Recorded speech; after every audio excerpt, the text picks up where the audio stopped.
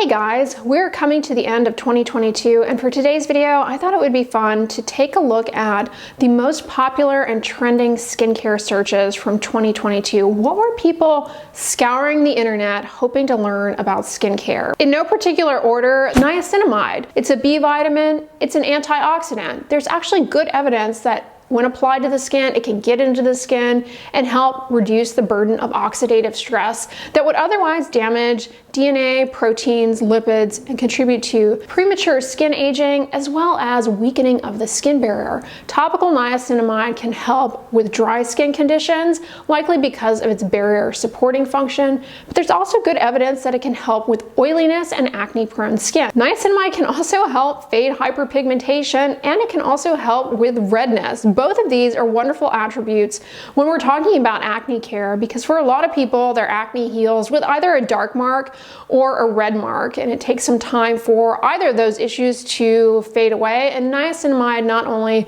supports acne care, but supports the clearance of those post-acne marks. Because it's an antioxidant, it's beneficial in an anti-aging regimen. It has become very ubiquitous in skincare products, so much so that while it is a generally well-tolerated ingredient, there are a subset of people out there who find it's irritating and who find it burns or stings their skin, and they are increasingly finding it difficult to find products that do not have niacinamide. Niacinamide is in moisturizers, lotions, toners, serums. It's even in face washes. Obviously, people have taken note of this and they're wondering, what the heck does niacinamide do? That's probably contributing to high search volumes about this ingredient. The nice thing about niacinamide, though, is that if you tolerate it, it can be used alongside pretty much any ingredient. It doesn't cause other ingredients to become unstable. It's safe to use alongside other ingredients like your retinoids or vitamin C. The next skincare topic that was highly searched, tretinoin. Now, tretinoin is a topical retinoid. It's been around for decades and decades,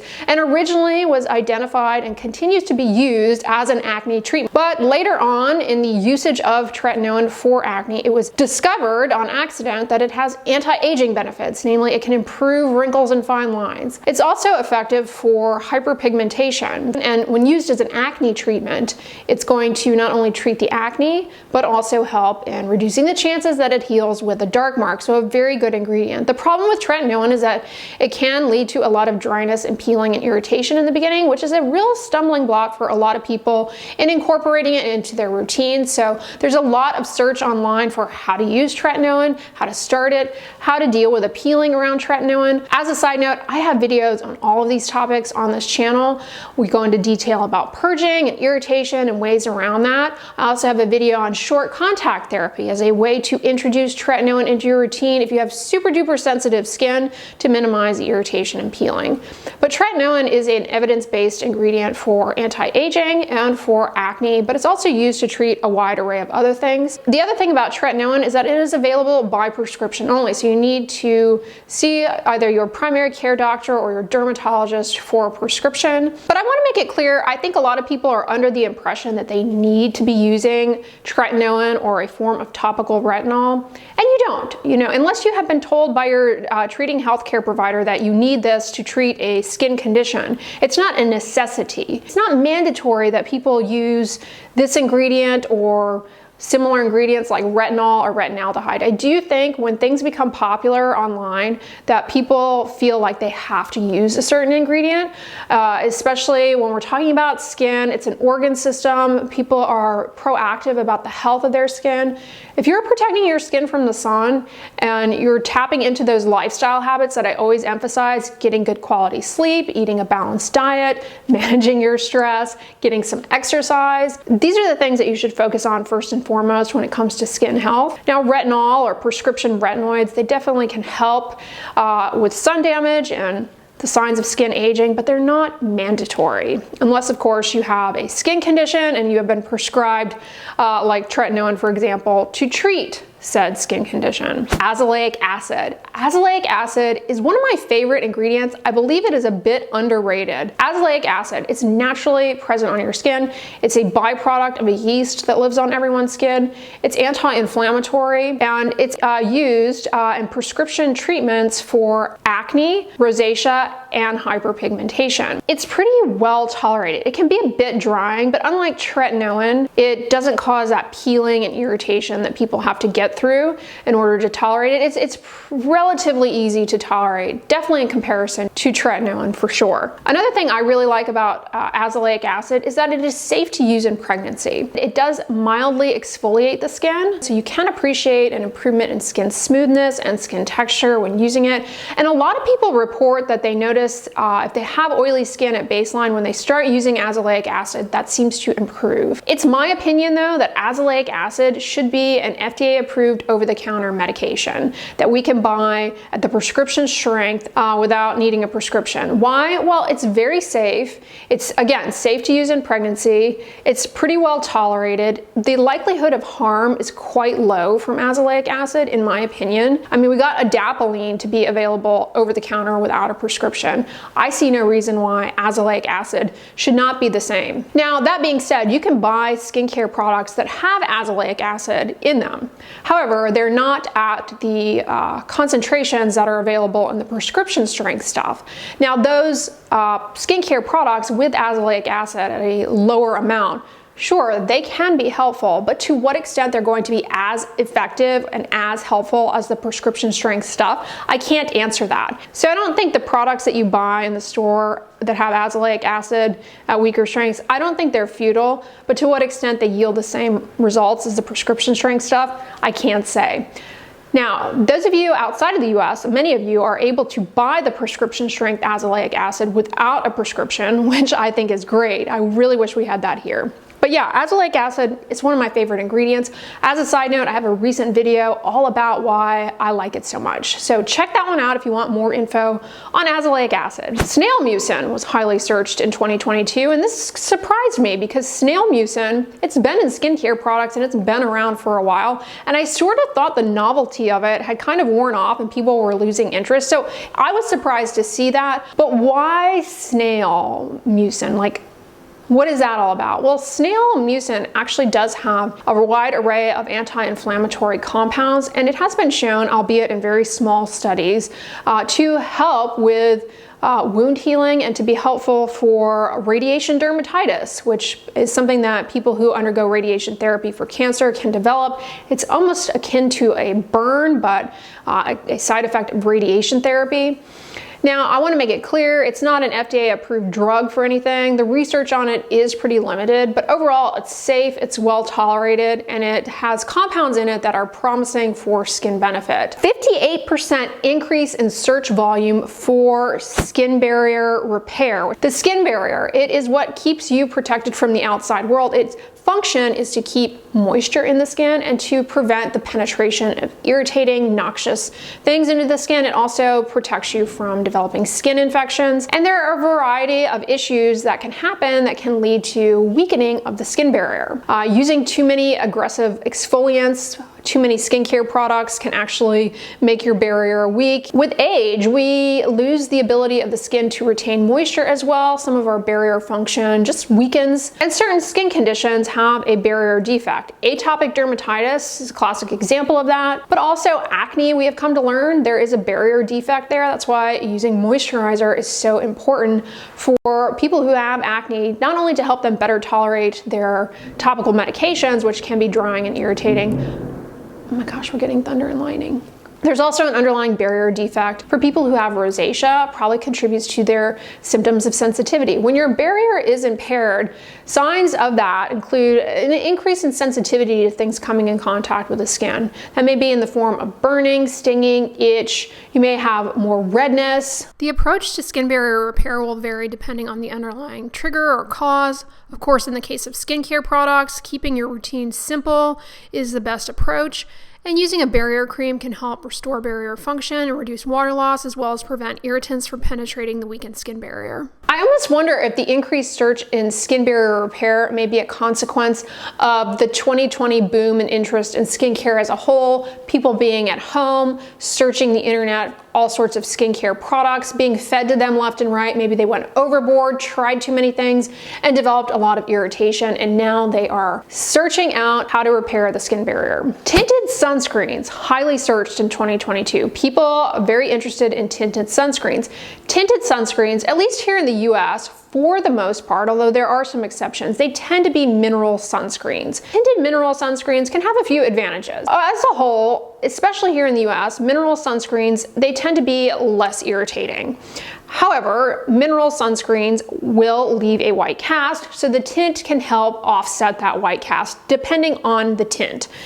The main advantage, though, in my mind, is that the tinted sunscreens, they have the ingredients iron oxides, and we have come to learn that these ingredients in tinted sunscreens can offer some protection against blue light that comes from the sun, and we have come to learn that that blue light is a driver for early onset and more stubborn pigment in people who have medium to deep skin tones. So in other words, if you have a lot of hyperpigmentation, say from healing acne, or you're prone to hyperpigmentation, then looking for sunscreens that are tinted is likely going to offer you some additional benefit beyond the UV protecting aspects of the sunscreen, which also are important for fading hyperpigmentation. Caffeine eye creams, highly searched out. It's an antioxidant, so it may help in reducing the burden of damage upon exposure to environmental stressors, but applied topically, especially to the delicate thin skin of the eyelids, it may help in constricting the blood vessels in that area, helping to move fluid out from underneath the eyes, minimizing puffiness. It also may help with hyperpigmentation, likely through its antioxidant effects, and it may help minimize redness. There are a lot of topical caffeine products beyond those that are intended to be used around the eyes. There are caffeine serums for the face that can help with redness as well. So it's an ingredient people are interested in, but specifically they're interested in it for the eye. This year I reviewed quite a few eye creams, even though I personally don't find them to be particularly necessary. But if you enjoy them, fine. Eye creams with certain active ingredients like caffeine, I could see the desire to pursue. I reviewed one from CeraVe that honestly I actually was pretty impressed with that has caffeine in it. So check that review out if you want to learn more about that, but I was happy with that product overall. 41% increase in interest for red light therapy. But does red light therapy actually do anything? What is it? Red light therapy, otherwise known as low-level laser therapy or photobiomodulation, there's actually evidence that it can benefit a wide array of skin issues. It's thought to do so perhaps by targeting certain things in the mitochondria within the cell that absorb that energy. It's been shown to improve collagen production, so it's helpful for wrinkles, fine lines. There's some good evidence that low-level laser therapy for androgenetic alopecia can help improve hair thickness and hair density. Red light is also anti-inflammatory and appears to help in reducing sebum, so it's useful for people who have acne, especially when combined with blue light, which targets the acne-causing bacteria, Cutibacterium acne. So it's not BS, it's not a gimmick. There are a ton of red light devices that you can use at home. The outputs are not necessarily as robust as what you would get from an in-office treatment. However, they are an option and they can certainly be effective. They can complement what you got in office, or they can complement other treatments. They definitely can be beneficial,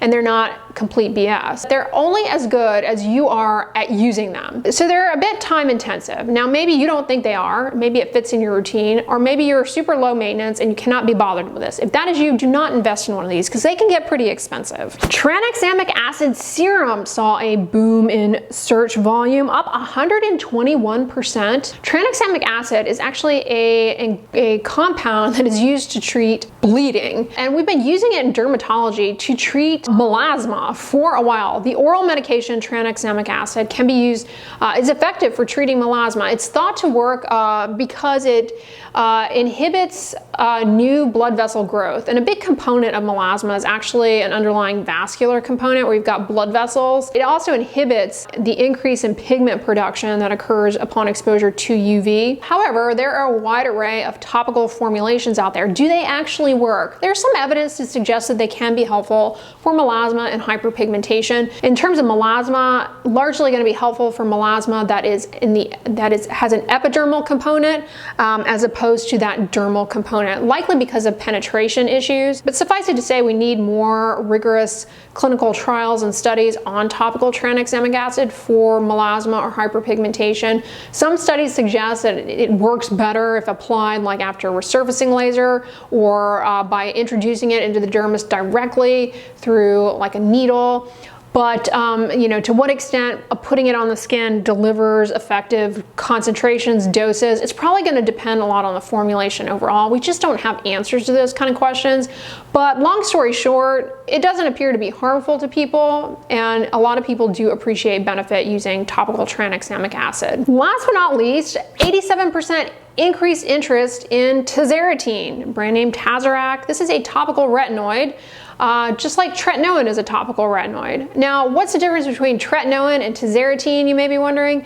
Tazarotene is a newer drug, but it's still a pretty old drug, okay? It's not brand new, but Tretinoin is a lot older. Tazarotene is actually a pro-drug. You put it on the skin and your skin absorbs it and converts it to tazarotenic acid. That's actually what has the activity in your skin. The way retinoids as a class of medications works is they bind to retinoid receptors in the nucleus of your skin cells. That's how they work. They go in there and they bind to these receptors. The downstream effect of that is to change gene expression and to make your skin cells behave more appropriately. So for example, in the case of acne, Tazarotene or Tretinoin, it's going to help with skin cell differentiation so that the skin cells stop clogging up the pore and behave better. Now, Tretinoin and Tazarotene, they differ a little bit in the receptors that they bind to. So they differ in that Tazarotene is actually a prodrug. It has to be converted to tazarotenic acid, which happens.